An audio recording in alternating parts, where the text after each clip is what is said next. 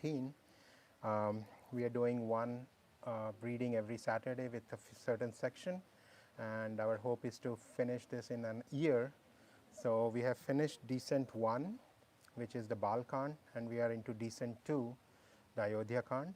So today's reading is about the conversation between Manthara and Queen Kakeyi, and the boons she's going to ask from Lord or King Dashrath, and how it's basically depicted at how Kakeyi is very loving and has a lot of love for Sri Ram and Sita Mata, but because of Mantra's cunningness and being in the wrong company, she uh, she develops bad feelings for Sri Ram and good feelings for her son. So this is the conversation between Mantra and Kakeyi, and then also in the Kop Bhavan between King Dashrath and Kakeyi. Jai Shri Ram.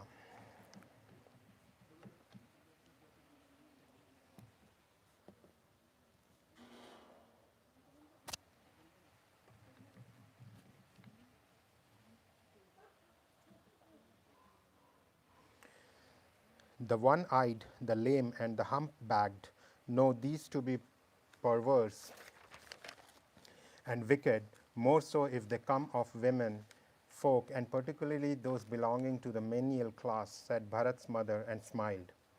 O sweet-tongued one, I have said all this to you by way of advice, otherwise I cannot even dream of being angry with you.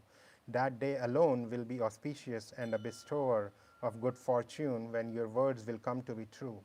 The eldest brother should be the Lord, and the younger ones his servants. Such is the blessed custom prevailing in the solar race. If Sri Ram's coronation is really taking place tomorrow, ask of me, my friend, what pleases your mind, and I will grant it. By his innate disposition, Ram loves all his mothers as dearly as Kaushalya. He is particularly fond of me. I have had occasions to test his love. Should God in his mercy vouchsafe to me a human birth again, may Ram and Sita be my son and daughter-in-law respectively. Ram is dearer to me than life. How is it that you have got perturbed at the news of his coronation? I adjure you in Bharat's name to tell me the truth, putting away all deceit and reservation. Let me know the reason why you should grieve on an occasion of rejoicing. I have had all my ambitions fulfilled as a result of my speaking only once. I shall now speak again with another tongue. My wretched head surely deserves to be smashed, since you get offended even at my well-meaning words. Those alone who speak unctuous words, minding not what is true and what is false, are your favorites, while I am disagreeable to you. From this day onward, I too will utter only that which is palatable to my mistress, or else will keep mum all the 24 hours. God has given me a misshapen body and made me dependent on others. One must reap as one has sown, and must get what one has given. Whoever may be the ruler, I lose nothing thereby, for shall I cease to be a servant and become a queen now? Damnable is my nature in that I cannot bear to see harm come to you. That is why I just broached the topic. But it was a great blunder on my part, therefore pardon me, O venerable lady. Hearing these pregnant and agreeable, deceitful words, the queen, who was a woman with an unstable mind and was dominated by the celestial Maya, reposed her faith in an enemy mistaking her for a friend. Again and again, the queen politely questioned Manthara, hypnotized as she was by the latter's guileful words, like a doe fascinated by the music of a Bhil woman. Her mind was changed according to the decree of fate, and the servant maid was pleased to find her plan succeed. She replied, while you persist in questioning me, I am afraid to open my lips, since you have given me the name of a feud creator in the family. Thus working up the queen's faith, and manipulating her according to her own liking in every way, Manthara, who spelt disaster for Ayodhya like the evil influence exerted by the planet Saturn for a period of 7.5 years, which is according to the Indian astrology, then spoke, You said just now, O Queen, that Sita and Ram were dear to you and that you had endeared yourself to Ram. This assertion of yours is true. This is, however, a thing of the past. Those days have now gone by. When the tide turns, even friends become foes. The sun fosters the family of lotuses, but in the absence of water, it burns them to ashes. Your co-wife Kaushalya would strike at your very root, protected by means of a good fence in the form of a remedy. You are free from anxiety on the strength of your husband's love, and know him to be under your sway. The king, however, is malicious of mind, though sweet of tongue, while you possess a guileless nature. Ram's mother Kaushalya is clever and deep. Finding a suitable opportunity, she has turned it to account. You must know it is at the suggestion of Ram's mother that the king has sent away Bharat to his maternal grandfathers. She says to herself, all my other co-wives serve me well. Only Bharat's mother yourself is proud because of her influence with her lord. It is therefore, O mother, that you rankle in Kaushalya's heart, but she is too crafty to disclose her mind. The king is particularly fond of you, but due to the jealousy to which a co-wife is naturally subject, Kaushalya cannot tolerate it. That is why, by resorting to machination and winning over the king, she has prevailed on him to fix a date for Ram's installation on the throne. The coronation of Ram is in accord with the traditions of the family. It is liked by all and is quite to my taste. I, however, shudder to think of the consequences. May heaven so ordain that the mischief may recoil on her own head. Inventing and injecting many a mischievous formula, Manthara put the queen of the scent and told her 101 stories of co-wives so as to foment her jealousy. As fate would have it, the queen felt assured in her heart of Manthara's fidelity. Adjuring her by her own life, she questioned Manthara once more. What is it that you inquire about? It is strange that you should not understand things even now. Even a quadruped knows what is good or bad for it. Preparations have been going on for the last fortnight, while you have got the news from me today. I get food and clothing under your tutelage, hence I cannot be blamed for speaking the truth. If I tell a lie, giving it the color of truth, God will punish me for the same. Should Ram's coronation take place tomorrow, God will have sown the seed of adversity for you. I swear and tell you most emphatically, O lady, that you have been discarded now as a fly from a cup of milk. If you and your son accept the role of servants, then alone you will be allowed to stay in the house and in no other circumstance. Kadru, the progenitress of the serpent race, persecuted her co-wife Vanata coronation, so will Kaushalya tyrannize over you. Bharat will rot in prison, while Lakshman will be Ram's lieutenant. Hearing these unpleasant remarks, Kekaya's daughter Kekai shriveled with fear and could not utter a word. Her body was wet with perspiration and shook like a plantain stalk. The humpback then bit her tongue for fear lest the gloomy picture drawn by her might break Kekai's heart. Telling her one after another many a story of wiles, Manthara comforted the queen and asked her to be of good cheer. At last the tide turned, and Keikei conceived a fondness for mischief. She applauded a heron, mistaking it for a swan. Listen, O Manthara, what you say is quite true. My right eye ever throbs, and I have an evil dream every night. But in my folly I did not tell you. I cannot help it, my friend. I am so guileless by nature, I cannot distinguish a friend from a foe. Never to this day have I done an evil turn to anybody during my ascendancy. I wonder for what offense has Providence subjected me such terrible suffering all at once. I would fain go and spend the rest of my life at my father's, but would on no account serve a co-wife so long as there is life in me. For him whom heaven allows so to survive as a dependent of an enemy, death is preferable to life. The queen uttered many such words of despondency. At this, the humpback resorted to the wily ways of a woman. Why should you speak in this strain? Do not lose heart. Your happiness and good luck will be ever on the increase. Whoever has contemplated such gross mischief to you shall eventually reap its fruit. Ever since I heard of this plot, my lady, I have felt no appetite during the day and have had no wink of sleep at night. I consulted the astrologers and they declared in positive terms, Bharat shall be the king. This much is certain. If you act up to it, O good lady, I will offer a suggestion to you. The king is under an obligation to you. So here is the place where Mantra reminds Kekei of her boons, which were granted to her by King Dashrath. At your suggestion, I would throw myself down a well and can even forsake my son and husband, says Kekei. When you tell me to do something in view of my dire distress, why should I not comply with it in my own interest? When she made Kekei and treating her as an offering accepted for sacrifice, the humpback whetted the knife of a trickery on the stone of her heart. The queen, however, like a sacrificial beast who nibbled the green turf, did not foresee the impending calamity. Agreeable to hear, yet painful in consequence, were the words she spoke.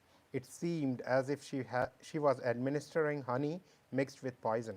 Said the maid servant, do you or do you not remember the incident you once told me, my lady? You have in reserve with the king a couple of boons that he once promised you.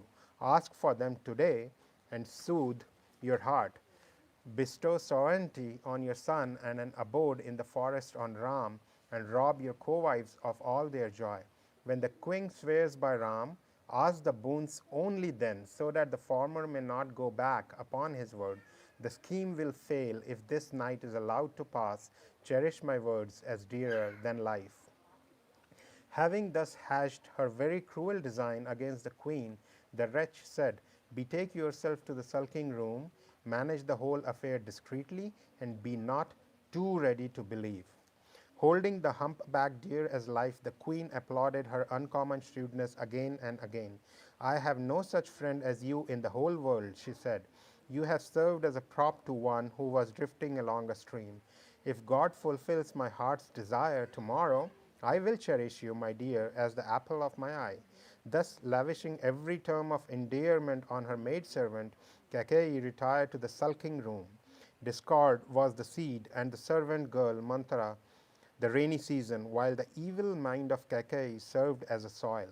Fed by the water of wiliness, the seed took root and sprouted with the two boons as it leaves, and will eventually bear the fruit of adversity. Gathering about her every token of resentment, Kakei lay down on the floor in the sulking room while enjoying sovereignty. She was betrayed by her wicked mind. There was a great flutter in the gymnasium as well as in the city. Nobody had any inkling of this evil design. In their ecstasy of joy, all the citizens, both men and women, busied themselves with festive preparations, and the entrance to the royal palace was flooded with a continuous stream of people going in and coming out. Delighted at the news, a few of Sri Ram's boy companions called on him in a body, and sensible of their affection, the Lord received them kindly and politely inquired after their health and welfare. After receiving the permission of their beloved friend, they returned home speaking highly of him to one another. Is there anyone in this world so amiable and constant in his affection as Ram?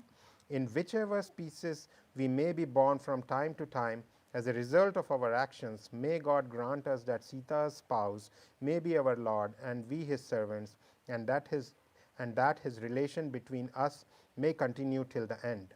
Everyone in the city cherished the same desire, but there was intense agony in Kakei's heart. Who is not ruined by evil company? Man loses his wit by following the counsel of vile men. At eventide, the king joyously visited Kakei's palace. It looked as if love incarnate had called on harshness personified. The king was taken aback when he heard of the sulking room. His feet refused to advance on account of fear. He, under whose powerful arm the Lord of Celestials dwelt secure, and whose goodwill was even sought by all king, was stunned at the news of his wife's anger. Look at the mighty power of sexual love. Even those who have endured the blows of a spear, thunderbolt, or sword have been overcome with the flower shafts of Rati's Lord, who is known as the God of love. The king timidly approached his beloved queen and was terribly distressed to perceive her condition. She was lying on the floor in old and coarse attire, having cast away all the ornaments of her person. Her wretched garb so eminently befitted her, prognosticating, as it were, her impending widowhood. Drawing close to her, the king asked in soft accents, "Why are you angry, my soul's delight?" As the king touched her with his hand, saying, "Why are you angry, my queen?" Kakai threw it aside and flashed upon him a furious glance, like an enraged serpent with the two cravings of her heart for its bifurcated tongue and the boons that had been promised to her by the king for its fangs, spying out a vital part. As fate would have it, says Tulsidas, the king took it all as an amorous sport. Said the king again and again, "Tell me the cause of your anger, O fair faced, bright eyed dame, with a voice melodious as the notes of a cuckoo and a gait resembling that of an elephant. Who is it, my dear, that has harmed you? Who is there with a head to spare, and who is it that is courted by death? Tell me what pauper I should exalt to the position of a king, and what monarch I should banish from his kingdom. I could slay even an immortal, were he your enemy. Of what account, then, are men and women who are mere worms, as it were? You know my disposition, O beautiful lady. My mind is enamored of your face as the chakor bird is of the moon. O my beloved, my people and my family, and all that I possess, my sons, nay, my life itself, are all at your disposal. If I tell you anything insincerely, O good lady, I should be guilty of falsely swearing by Ram 100 times. Ask with a cheerful countenance whatever pleases your mind, and adorn your charming limbs with jewels. Distinguish within yourself between an opportune and inopportune hour, and give up, my darling, this unbecoming attire at once."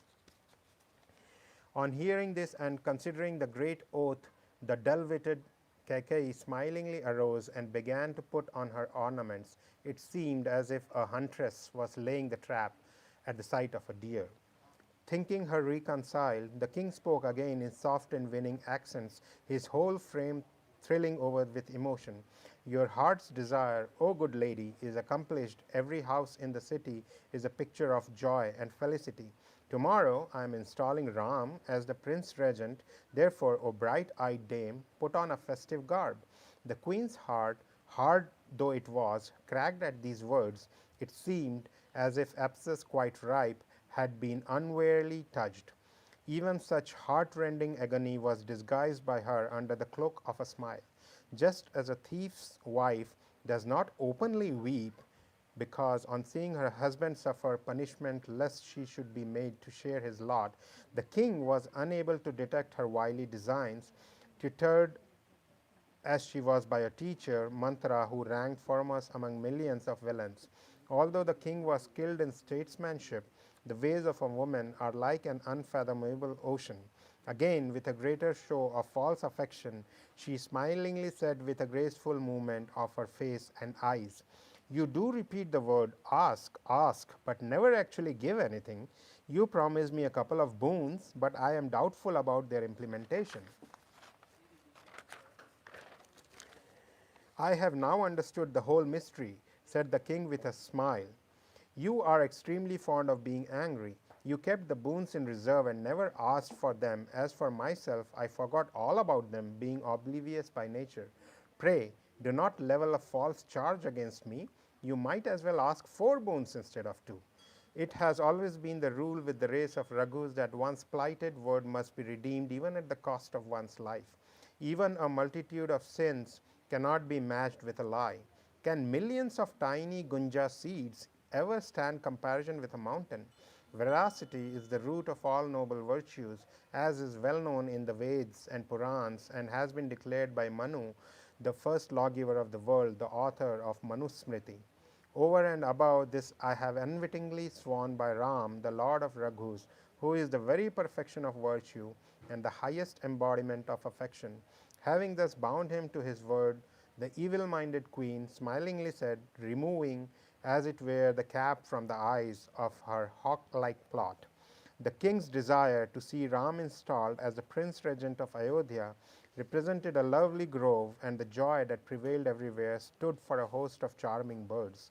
Queen Kakei, who resembled a Bhil woman, sought to release a fierce falcon in the form of her piercing words. Hear, my beloved Lord, that which pleases my heart. Vouchsafe to me for one boon the installation of Bharat as the Prince Regent of Ayodhya, and for the second boon I asked with joined palms. Pray, accomplish my desire, my Lord. Let Ram dwell in the woods for 14 years in the garb of a hermit and wholly detached from the world. The king was grieved at heart to hear these gentle words, even as a chakravak bird is filled with agony at the mere touch of a moonbeam. He felt dismayed and could not utter a word, like a partridge in the woods at the swoop of a falcon. The king turned altogether pale as a palm tree struck by lightning, with his hands to his forehead, and closing both his eyes, he began to mourn like grief personified. The celestial tree of my desire that had already blossomed has been torn up with its roots by the elephant like Kakai just when it was about to bear fruit. She has desolated Ayodhya and laid the foundation of everlasting misfortune. An inauspicious thing has happened at an auspicious moment, and I am doomed by putting trust in a woman like a striving yogi who has been undone by nations and at a time when his practice of yoga was just going to bear fruit in the form of realization. In this way, the king moaned within himself. Seeing his bad plight, the wicked queen sulked within her heart and said, Is Bharat not your son? And have you bought me in consideration of money? If my words pierced you like arrows the moment they entered your ears, why should you not make promises after careful thought? Either say yes to my proposal or decline. You are true to your promise more than anyone else in the race of Raghu. Refuse the boons you promise me, abandon the truth, and court infamy in the world. Loud in your praise of truth, you promised me a couple of boons, imagining, of course, that I would ask for a handful of parched grain. Shibi, Dadichi, and Bali redeemed their plighted word, maintaining whatever they said, even at the cost of their life and possessions.